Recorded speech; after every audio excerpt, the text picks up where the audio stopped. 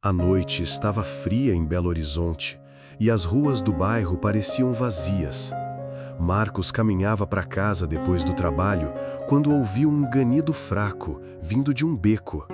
Seguiu o som e encontrou um pequeno embrulho preto encolhido ao pé de um muro. Era um filhote, tremendo, com as costelas aparecendo e os olhos cansados tentando ficar abertos. Marcos se agachou, falou baixo para não assustar e estendeu a mão. O filhote ergueu a cabeça e choramingou de leve. Aquilo cortou o coração dele. Sem pensar duas vezes, enrolou o animal no próprio cachecol e o apertou contra o peito. "Vamos para casa, pequenino. Agora você está seguro." Quando chegou ao apartamento simples, colocou o filhote sobre uma manta perto do fogão a lenha. Pegou um pires com leite morno. O bichinho primeiro hesitou, depois começou a lamber com vontade. Marcos soltou o ar, aliviado.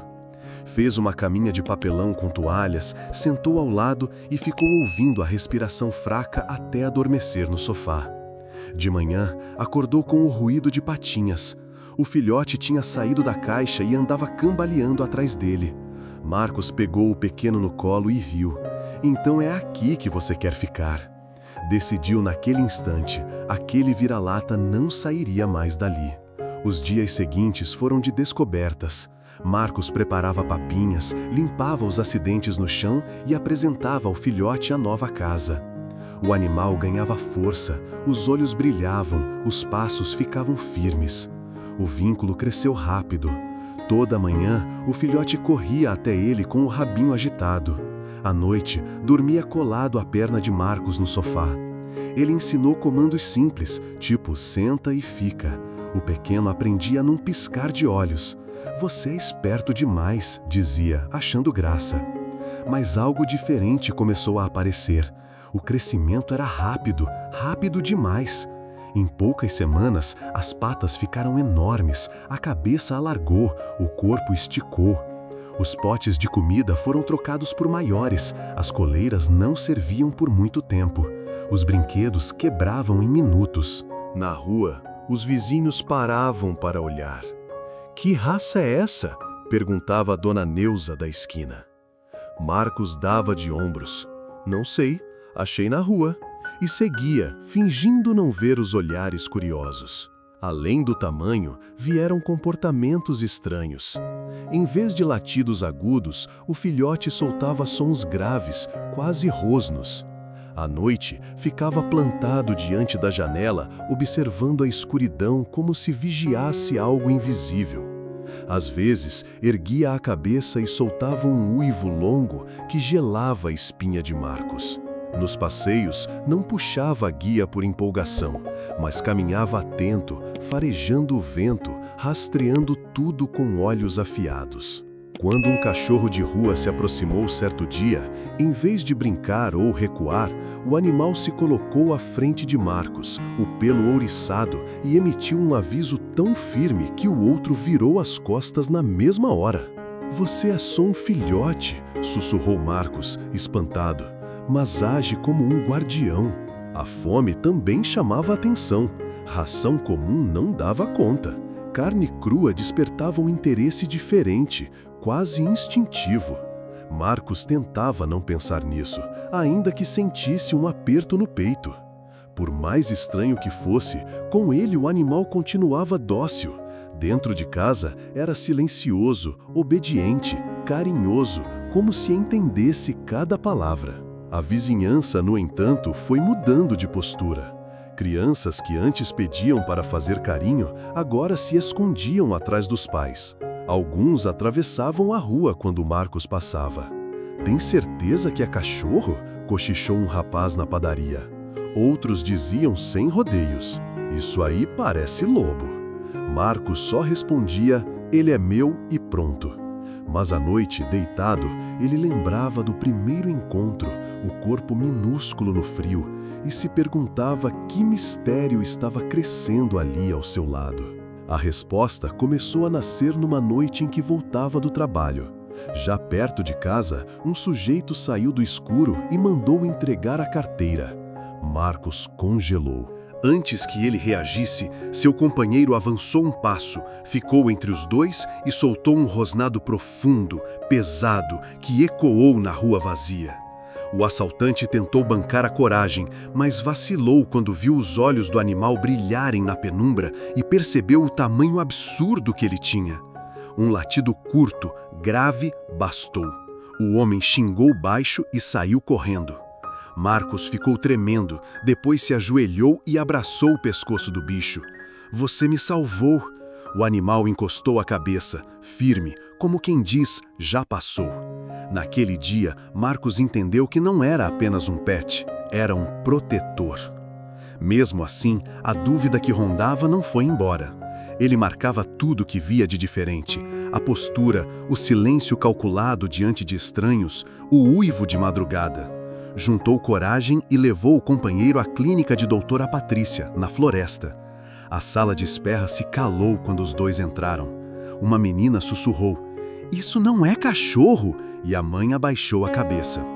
Na consulta, a veterinária examinou dentes, patas, olhos, ouviu o coração, mediu, comparou. "Quanto tempo de vida?" perguntou. "Menos de 2 anos", respondeu Marcos. Ela ergueu as sobrancelhas. "É maior que muitos cães adultos que já atendi." No fim, tirou as luvas, respirou fundo e falou com cuidado. "Ele é saudável e te ama, mas não bate com nenhuma raça doméstica que eu conheça. O tamanho, o crânio, as patas, o comportamento é diferente." "Diferente como?" insistiu Marcos, com a voz apertada. Ela baixou o tom. "Tem características de lobo, ou de algo muito próximo. Isso explica o crescimento, os uivos, o instinto de guarda. Você achou um filhote, sim, mas talvez não fosse um filhote de cão." Marcos sentiu as pernas fraquejarem. Lembrou do beco, do corpo minúsculo no cachecol. "Lobo?" Ele balançou a cabeça, teimoso. "Para mim, ele é meu cachorro, é família." A veterinária não discutiu. "Eu acredito no vínculo de vocês, só peço cuidado. Ele é especial." A notícia, mesmo dita com discrição, correu no bairro como fogo em capim seco.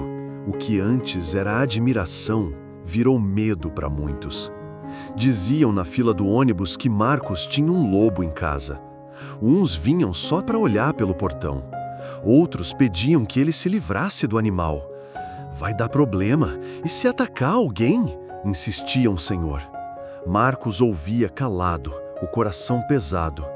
Em casa, o companheiro deitava ao lado dele, olhos tranquilos, e tudo fazia sentido outra vez. "Eles não te conhecem", dizia Marcos, passando a mão naquele pelo grosso, "mas eu conheço." O tempo seguiu e o corpo continuou a crescer. Em 4 patas, o animal batia na cintura de Marcos. Em pé, ultrapassava sua altura. Coleiras reforçadas, guias de aço, camas gigantes. A carteira de Marcos sofria, mas ele só ria. "Você vale cada centavo." Ao mesmo tempo, as pessoas paravam carros para olhar. "É o maior cachorro que já vi", alguém dizia. "Cachorro?" outro retrucava. O bicho caminhava ao lado de Marcos, atento e calmo, indiferente ao burburinho. Alguns amigos se afastaram. Os convites para o churrasco diminuíram. O síndico perguntou se era seguro. Marcos cansou de explicar. Parou de tentar convencer. Amar não precisava de autorização. Em casa, a rotina era simples. De manhã, o companheiro o acompanhava até a padaria, sentava no chão, observava em silêncio. À noite, fazia ronda pela varanda e deitava perto da porta. Nunca mordeu ninguém, nunca avançou sem motivo, nunca falhou quando Marcos precisava de coragem. O amor cresceu como o corpo dele, enorme. Mesmo assim, havia dias difíceis.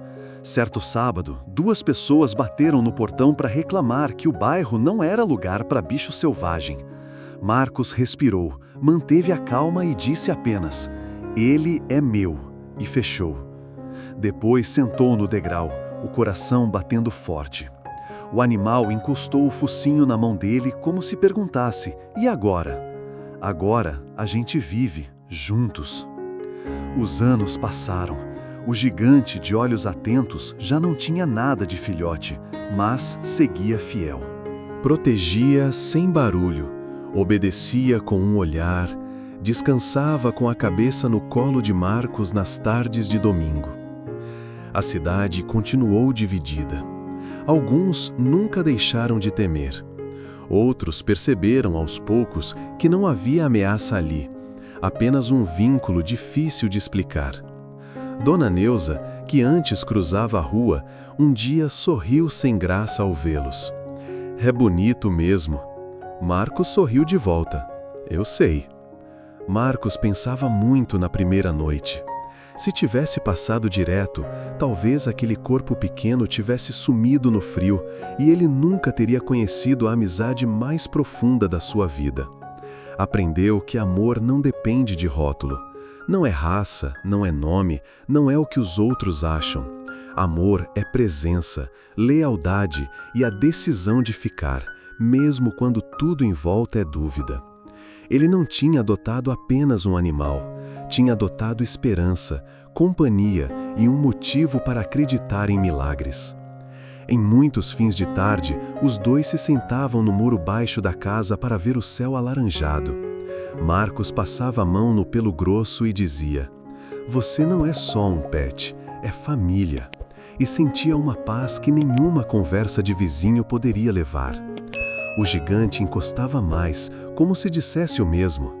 Às vezes, ele ainda uivava para a lua, e o som ecoava pela rua, assustando quem não entendia.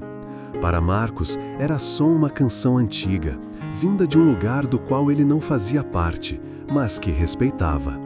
Ele aceitava a verdade inteira. Talvez não fosse um cão, talvez fosse lobo, talvez fosse as duas coisas. O que importava é que os dois tinham se escolhido. Quando alguém perguntava o que era aquilo afinal, Marcos respondia do jeito mais simples: "É o meu companheiro. O resto são palavras." E seguia caminhando pela calçada, guiado por um gigante silencioso, maior do que qualquer cão que já tinha visto, mas com um coração que cabia inteiro dentro da casa pequena e do peito de quem o salvou. Porque, no fim, foi o amor que transformou o impossível em família e o inesperado em para sempre.